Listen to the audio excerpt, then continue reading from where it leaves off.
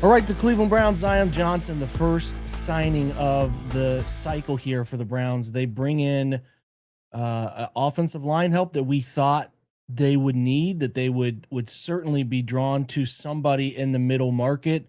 Not the highest end of this. Well, it actually kind of does turn into sort of the highest end of this between David Edwards, Elijah Vera Tucker, those guys. Isaac Seumalo went yesterday, and inside of this is Zion Johnson, a deal 3 years, 49 million and some change, 32 guaranteed, APY about 16. A big play here for the Browns. I mean, a guy who is 26 going on 27 years old, a former first round pick, a guy who's played 4 years, over 1,000 snaps, as you can see in front of you. He played his first season in the NFL at right guard and then has been at left guard the last 3 years. And in a team that has Rashawn Slater, that has Joe Alt, and both of which have dealt with obviously high-end tackle selections for the team, have dealt with injuries. Johnson has been a beacon of consistency playing for them, and they've needed it, right? I think some of his issues or performance, or I guess perception, is tied to a bad Chargers offensive line, which is what it has been when injuries have struck, right? So I'm not surprised around some of the perception, but ultimately, I think this is, a player that can play at this, a varying amount of schematic difference. I don't think he's going to be, sort of tied to just how the Chargers played with Greg Roman and some of their approach to the position. Now, again, you got to look at it like, why would the Chargers let him go? Well, paying interior players is really tricky, right? You got to pay them the same amount on the tag that you pay tackles. That number is astronomical. We watched Tyler Linderbaum have his crazy run up to 27 million. Do I think he's proven enough to the Chargers to say, hey, we'll love to pick up a 5th-year option, which is a big number, really big number, and give him a long-term deal? I can see why the Chargers are hesitant. They got big money to pay. They are dealing with trying to restructure a lot of that team. They're banking on health generally improving their offensive line, and they're obviously looking to go younger in the draft, probably at guard too. So, the Browns are rebuilding the entire thing. They're trying to get a player who's going to be a guy they buy the best years out of. They think they got a guy here who's young, a hyper athletic former first round pick, really strong athletic scores across the board, great length, 34-inch arms, great wingspan. The only thing that's in the minor or the lower percentiles is height. He's not 6'5", he's 6'2" and some change, which is, again, for a guard, not the biggest concern. Actually can help you at times play with good leverage. So as you see in front of you are his 4 seasons.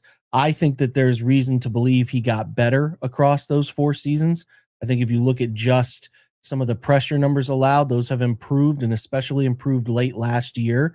And as I cut on the tape, I think there's some things that he clearly struggles with. And I think there are some parts of the grading that are mistaking a player being bad for a guy that is an above average with potential to be good at the position for the Browns, and certainly an upgrade to what performances that they had last year, right? I mean, it's Joel Bitonio put together some strong performances throughout the year. He was their one beacon of consistency, but you can kind of lose the sight of the youth side of this and burying players and being very physical at the point of and really the speed at which Zion plays is a welcome sight, as the Browns have not had that. So we're going to watch a couple key games against the Broncos, who have a great front, and the Giants, who have a great front. I want to take you through those. And then I'm going to give you some of the run game reps I liked and didn't like, and then show you where he finds success in the pass protection element and where he has some concerns, where his pressures have come from. So it's a jam-packed film room around Zion Johnson. Excited to provide the tape for you guys and my thoughts. So let's get going with that right now. All right, so we're going to watch some of his tape here against the Broncos and really key in on how he handled blocking. Zach, on one of the better defensive tackles, over the past few years. Not elite, but a very good one. Some pass pro reps here where we see he does do a great job of staying compact, not overextending any one direction. And when he gets his hands up inside, keeps his center of gravity in a good place, he controls a lot of these reps. He does a really nice job, very powerful in that world. Again, Look at him kind of, he's getting a little help from the center at the last moment, but just kind of carrying it, man, and burying Allen out of the frame again, dealing with that wide 4-eye 3 technique, doing a great job here. Watch him avoid the swipe, get that hand latched on. That outside arm's not going to let anybody come free. Does a nice job there. Again, he will mix things up and try to do an inside arm punch, as you see right here. It's not that effective for him. What I do like is when he gets, almost I call shocked, right? You kind of get lifted right there. The punch from Allen's pretty strong. He does fairly well athletically at getting himself recentered and then getting himself into a good position to re-anchor. I think that's a strong part of his game. And it is a part that I think if you talk to people from their time covering him, or like I think Brandon Thorne made a good point of this, he started to put those tools together in a really healthy way. He doesn't seem to give the inclination to defensive tackles that there's a free pathway they can set him up and come back another way. He stays square, but with the proper angle, staying square a lot. He is a right-handed puncher who try to get that right hand, as you can see right there, the one to deliver the strike and then bring the left hand into it. It can at times cause him some fits, but for the most part is an effective part of his pass protection plan. And again, another little minor thing, as you'll see on this one, he will block his primary, which he does here, 77 in front of you. He also, even when kind of like late in reps, or if he kind of loses his man, he doesn't quit plays. Now, at times he will be too slow on things here and there, but he doesn't quit plays and does a nice job of finding work, right? Some guys will just kind of take a play. He finds work all the time. You can see him here again in a vulnerable position off the snap, kind of too top heavy, getting driven back. But can you then get your feet re-anchored? And that's just a great job, again, of re-anchoring and getting himself into position to handle that type of rush, right? Again, good mirror skills here. So, whoa, we went a little too far. When you're inside, you got to be able to, let me see if I can find that snap again. Got to be able to be back and forth, right? Guys want to come this direction, that direction. It's a big drill in combine. He can mirror. The feet are light to be able to do that. Again, as a part of what I think he can do and put on tape consistently is that ability to mirror, that ability to reset. Here he gets a swipe. He does not handle well initially. Kind of tries to pass him off, doesn't pass him off the way you maybe hope he would, but he gets back and is, again, doing his job pretty consistently in this game, keeping his quarterback clean against, a really good football player, dealing with hands to the face there. He's not losing the point of attack. And really, I don't often see him just lose the point of attack. Now, he did get hit on a swim move here. There is some vulnerability to guys who maybe hit that little Euro step and then swim back. Because his left hand is usually the part of the process for him that is slower than the right arm, he can be vulnerable to those types of swim moves, and that leads to a pressure and what could have been a sack without a quarterback saving him. So I think, again, he's got to just continue to get better, mix up the punch, get the left arm a little bit more involved. But as you can see here, the way he's able now against the Giants, who have a pretty good front as well, hold his own understanding of what are his weaknesses and what are things that he can do. If he gets you to that left shoulder, which is what he's been doing now for 3 years, he'll just run you past the pocket. He's very consistent at that. Again, like guys want to go one direction, he'll just run them. Kayvon Thibodeau here, he'll just try to run them past the pocket, right? And sometimes he'll get these guys on the ground, putting them in their place. Good job chip blocking there. He will, again, find work. Not afraid to seek out an answer if he doesn't have one right in front of him. Not great on this rep. And again, there's going to be some of these you lose as a guard in the NFL, right? Kind of gets up under, I think that when he gets the face, but he does try to, even though he's lost his man, get a piece of the edge around him and try to be a part of a solution to his left. But you're just going to get beat against good players every now and again. And that happens. The next time he gets to face Thibodeau here, he does a good job of keeping, like I said, that left arm is a good brace arm for him. So does a good job here of just trying to run him past the pocket. Obviously, Thibodeau trips over Joe Alt's legs, and you got a nice little clean blocking rep right there. Again, good balance, good strike initial. Good job helping out on Dexter Lawrence to his right here. We got a loop stun happening. This is a place he's got to continue to get better. I think you'll hear people talk about he struggles with that.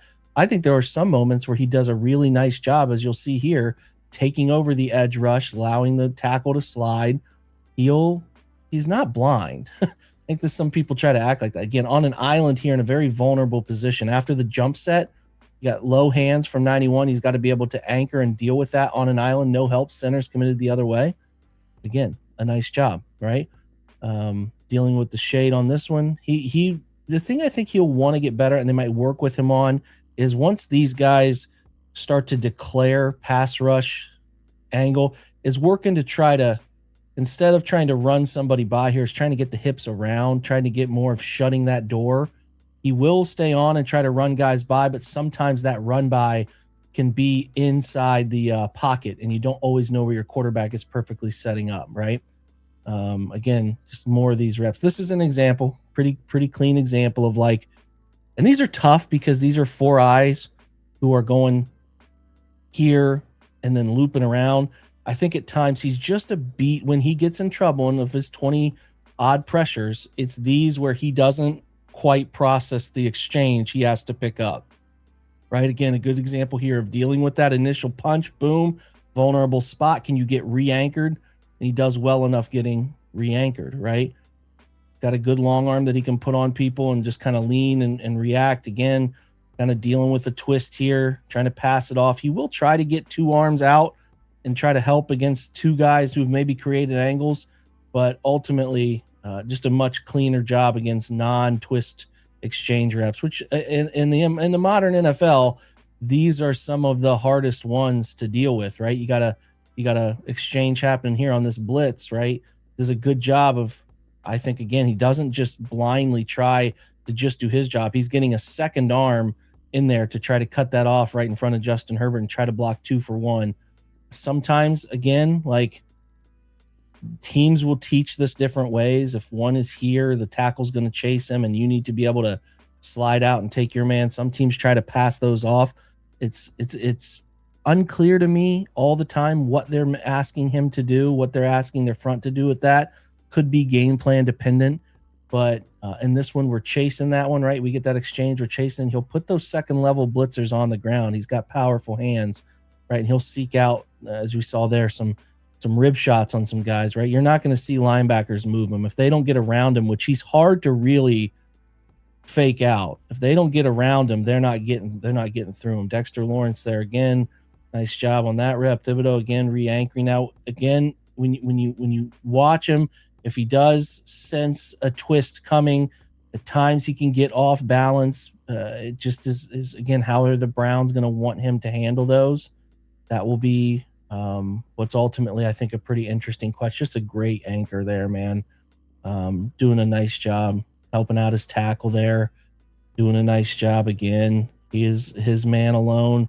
That left arm gets more involved in this one. Right arm punch, left arm's involved. He gets the right arm taken off here. See that DT lift the right arm, but watch him reassert the right arm, control the rep.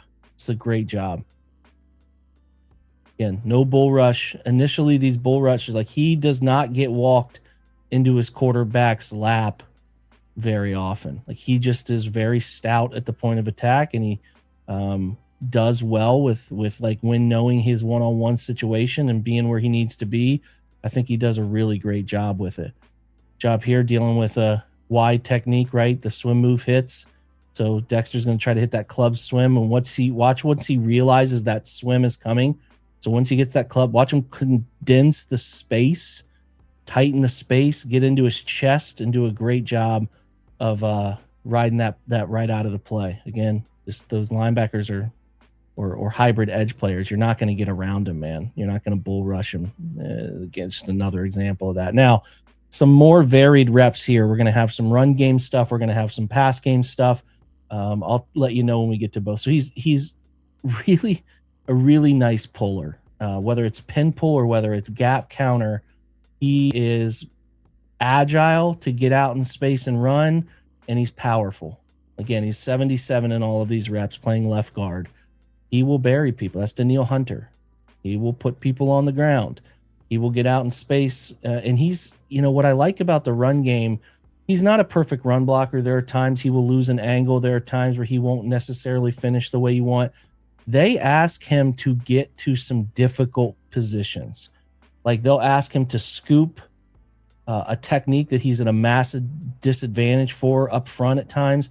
They'll ask him to get to linebackers and hook linebackers inside who are aligned a full gap outside of him, but he is fast enough and powerful enough to be able to get to those spots and do just enough to create seams in the run game. Look at him here, man. Look at how efficiently he's out of his stance, how quickly he's climbing to the next level, latching on and creating the run lane. The Browns don't have that right now. They don't. They haven't. Watch him here. Now, I understand that the center, the zero nose right here, is slanting backside, but if this block doesn't happen, if he doesn't get here and he doesn't give anything away by his stance, if he doesn't get there, this scheme is dead. It's dead in the water. His block is one of the most important blocks. Look at that.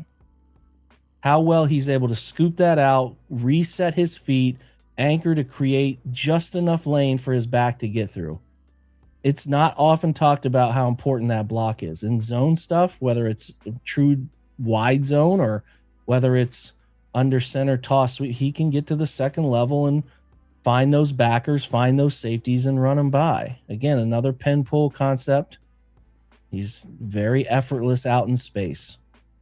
The Browns will be pulling him. Now, at times, I think he gets at the point of attack a little bit confused. And some of this is schematic, reading your guys. What are we asking you to do? Are we trying to bounce this? Are we trying to run this up inside? He can get a little out over his skis, but, you know, most offensive linemen will do that and miss a block here and there. He's not perfect. He's not what I would call elite, but he can get the job done. And he has some rare athleticism. His 3-cone short shuttle and agility drills in the testing show up. They show up. He can move in tight spaces. Again, look at him getting to that second level, effortlessly taking that slot. Well, it's probably more of that hybrid than Jamal Adams, that linebacker type. But that's just a thing of beauty. That's exactly what you need him to do. Again, left guard here, out and around on Highsmith, running him by the hole. I expect the Browns to get active using him. Now, there are some times where I think he gets to be a victim of some, like right here, he can't finish that block because his left tackle is blocking his man right into him. Some of those things show up on tape, but he gets enough of an initial punch to certainly do the job. Now, there are times where physicality will surprise him, such as you see here, this downhill linebacker, and some of which is just he's in a vulnerable spot. He's trying to get skinny right here. The feet might get tripped up a little bit, but there are some plays where you're like, oh, okay, he didn't meet that physicality. It's not always a pure domination thing for him. There are times where physical opponents can get on him and catch him by surprise and win a rep. But like, there's enough of these reps where he's at a significant disadvantage against this 4-eye. I understand the 4-eye is not going here right away, but like, you are a full body away. Like, if he's fighting pressure, he should not allow this guard to block him. And he figures out a way to do enough to slow those guys down and make the block he needs to make. Again, like scooping off the backside here against a shade, no problem. Look how quick he's out of his stance compared to the defensive tackle. Boom, gets it done, cuts it off, opens up an opportunity to run front side. And Dexter Lawrence here. Now, again, Dex is one of the biggest, baddest defensive tackles, especially nose guards in the league. He doesn't displace him, but he does do enough, standing him up, that if this play was blocked up well enough, right, if we didn't whiff on Thibodeau on the edge and we had somebody getting to 58, it had a chance. That's the best run defender at that position in the league. Again, and he will use guys' momentum against him. Watch here, just kind of trying to get out on this play. The crackdown should be on this edge. We don't get it, but he takes care of it. Boom, throws it down, tries to continue to play the rep out, right? Does a nice job. Again, kind of pin pulling here, getting out in space, running his man into the next man, 2 for 1, springing a big play. I think you guys can see what I can see, which is an athletic guard. I mean, look how quickly, again, out of the stance, reaching on a guy who's a wide 3 tech, boom, in such a great position. Like, he reminds me of younger Wyatt Teller, right? Again, pull, meet, create the crease. I think Wyatt Teller is a nasty finisher, but Zion's got the same athleticism vibe, and I think he's going to ultimately be a maybe better long-term pass protector. But I see the vision. I see what they're trying to recreate here. And this one, we do lose him. There are some times where he will lose his man inside on some of these where he thinks he's maybe logging or he gets out over his skis. He's not perfect. Again, there's going to be reps the defense wins against him here and there, but you can see the vision. Again, look how fast he's out and on the front side of this. Now he overruns it a step. He probably would like to throttle down a little quicker right here to get to the man he's supposed to get to. But what you look for is the flashes. What's the fit? And you can see the fit, man. Again, like, being able to get to this player is so hard because of the flow of the play, everything. Look how quickly he's around it, turning it, and being a part of what springs that play loose. Now, these are the pressures that he was allotted from True Media. I want to go through those with you. This is a twist that he is dealing with Danielle Hunter down inside. He does a good job, honestly, just being there to pick it up, braces it, and gets it done. But that's charted as a pressure. Now the right arm, watch here. Watch his right arm miss. And when he misses, he's vulnerable right there, and he gets out over his toes and can't quite run him by the way like that's labeled as a beat on True Media, like he missed his block. Now this is, I think, a fine enough job at anchoring. They give it a pressure on this play, right? I think this is good enough for an NFL pocket, but they give it a pressure. You don't see him get pushed back very often. This is Chris Jones, who's been one of the premier defensive tackles for a long time in the league. Good job here. He's in a good spot. He does lose him late, as you see here. Jones has got those long arms. He hooks Zion's left arm, as you can see right there, and then is able to pull it down and swim past him. But that's, again, late into the rep, right? He is, again, he's given that this is a funky blitz, right? This is certainly a cross dog, two linebackers, Leo Chenal's blitzing, Tranquil's blitzing, Nick Bolton blitzing. He doesn't get to the linebacker quick enough. From the opposite side, he doesn't quite see it fast enough. Tries to, throws the arm out, misses it. He does get a pressure on that. Okay. Again, on this one, Cam Hayward, he gets a pressure on this one. I think he's doing a good job trying to reach a wide technique, blitzing even wider. You will see that sometimes guys will knock that outside arm off. I mean, I'm not giving that a pressure. I think that that's doing good enough to keep a pocket clean. But when the outside arm gets knocked off, now he does get push-pulled here. I think that's maybe Yaya Black, who's a nice player, young player for Pittsburgh.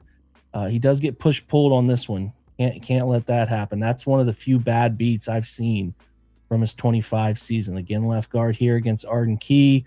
Gets upfield. Key does a really nice job of knowing once he gets upfield, he wants to run you upfield and will lean, spins back inside to end up getting the beat there. So that's another one to keep yourself cognizant of.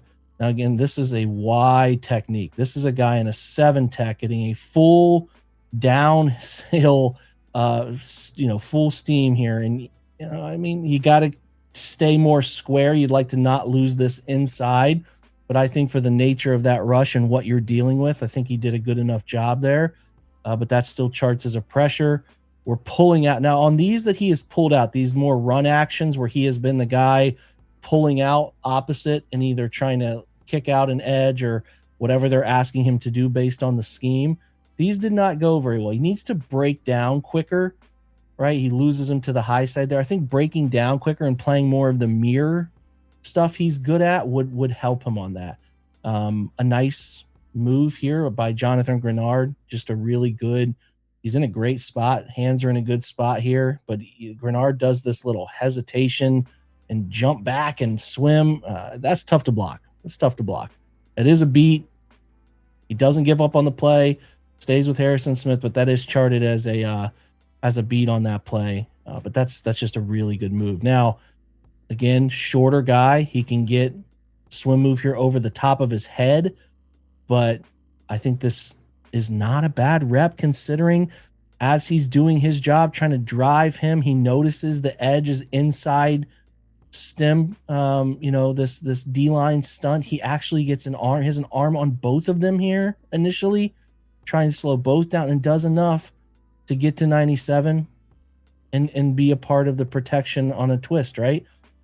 Let's look at it from the other side.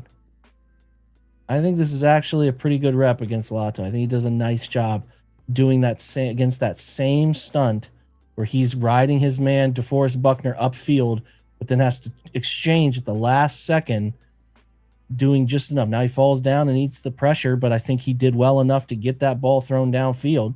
Now they do give him this pressure that we saw earlier against Thibodeau. He can't get beat. If that right hand punch doesn't land effectively, which right there it kind of doesn't because Thibodeau's already kind of running by and then ripping under, he's not losing him necessarily, but you would need the quarterback to slide over and step up because that pressure then is inside the pocket, right? So something to be aware of for him on some of those where his pad level is just low. Doesn't do well enough with the twist here. He's got to do a better job with the initial upfield, right? He gets the hands swatted down. He could use some hand technique stuff, I think, maybe mixing up the timing a little bit more, and then doesn't do well enough with the twist, even though he does get a piece of him. Exchange here. He's charted a pressure on this one, even though I think he's doing well enough to block both of these guys, given that it's a 2-on-1 scenario. That's what was charted as a pressure.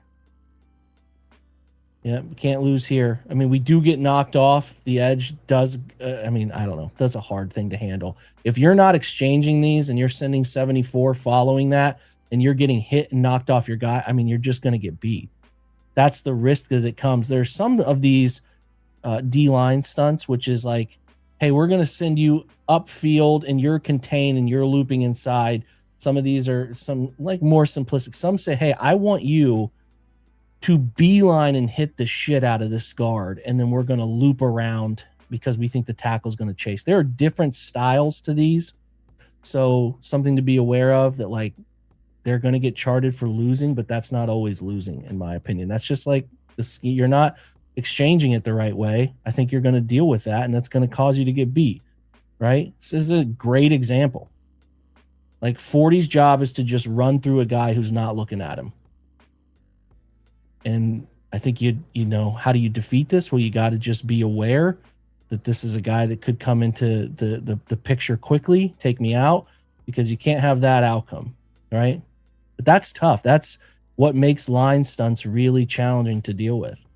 Here he's chasing inside. If they're telling him to stay on his man, he's certainly doing that. He's trying to do that, right? Trying to follow it as best he can, but ultimately, what are they coaching? I don't know how they're coaching it. Is he supposed to stay with the 3 tech on this one?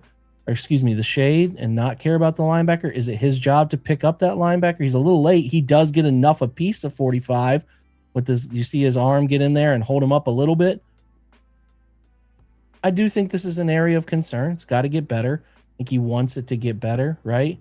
But ultimately, I think he does well enough with these that I'm not like, oh my God, that's a major red flag, right? Every guard is dealing with this stuff at the highest level right now. These guys, linebackers, just ear hole shots on these guys and taking them out. And your pass game better be as minimize as many of these down and distance situations as you possibly can, because they're tough to navigate. He's got Bolton inside. Are they giving him? Is he supposed to be chasing inside? Is he supposed to be picking up 23? I don't know how they teach this. I don't. He looks like he wants to chase Bolton, but he's picked off because they're doing a long stunt. These blitzes are exotic and they're really hard to deal with. You do your best to get as piece of as many of these guys as you can. Again, a good look at a re-anchor against Danico Autry right there. I think, again, you look at the strike, the right-hand punch is lifted. So now he's vulnerable. Look at the legs kind of flailing, but he gets back down, sits down, does a great job of staying on, and just an example of why I'm optimistic about him playing with the current Brown structure is how well he re-anchors from positions of vulnerability. Again, against Autry, man, just a really good rep where Autry tries to pull the hand. Look at the left hand's off, but he closes the space, stays on, reasserts the hands, and gives his quarterback a chance. That's not a pressure, right? Against a shade right here, seek out some work. Look at that. Hey, they're going to twist exchange from the other side. Well, get your head around, meet them, deliver a hit, right? It's a fantastic job. There's some of these on tip. I think as the year wore on, he just started to get better, more comfortable with them. Great job of taking a player from the opposite side here, right? They call this the boss front stuff. Big's on the same side. Popular third down pass rush stuff. Have to have your head on a swivel. He does a great job here meeting his man, locking him up, creating a nice pocket for his quarterback. Problem is his quarterback has to scramble up into who he's blocking and, creates some issues. But again, against Chris Jones here, right? Jones does a good job. I think the thing I'm noticing is his right hand punch is his go-to. And guys who study him know to try to lift that. You see Jones try to lift that right here. You'll see it. Boom. It's on Jones' shoulder right here. He tries to lift that. Does a nice job, right? Lifts it. And then it's how well does he reestablish an anchor, get up underneath. And I think he does well enough with those personally to handle it. Again, against a big bull rush here, man. Like, you're in a vulnerable spot. Some guys will get into their quarterback's lap. He doesn't. He re-anchors. Look at the duck feet. Look wide, like how those feet, toes pointed out. Re-anchor, reposition, give your quarterback time in the pocket.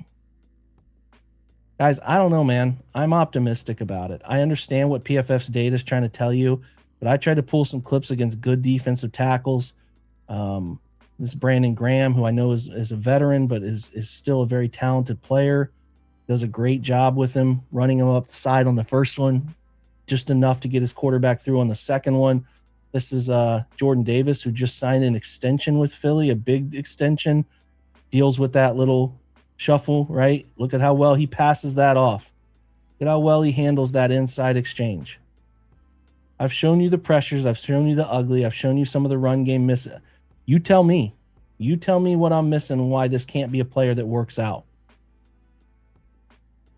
I'm not trying to wear Brown's glasses and paint a rosy picture. Look at, he got one arm right here. He's willing to be able to get back and say he rides Davis with that arm. He gets that arm lifted, resets it, sets the pocket for his quarterback to get through. Look at that anchor, man. Just giving up zero ground. Giving up zero ground.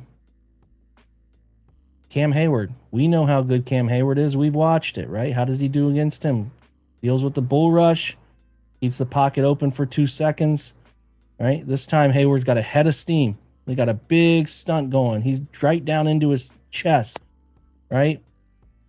Now you might say, Jake, this is a bad one to show. But this is an example of like, hey, sometimes guys, watch his right foot. He steps on his own guy's foot and falls down. But he takes Hayward down with him. I love that, man. Don't get bull rushed and then climbed over. Take him down with you, man, when you feel yourself going down. Because look at that. He's quite clearly stepping on the ankle of his teammate.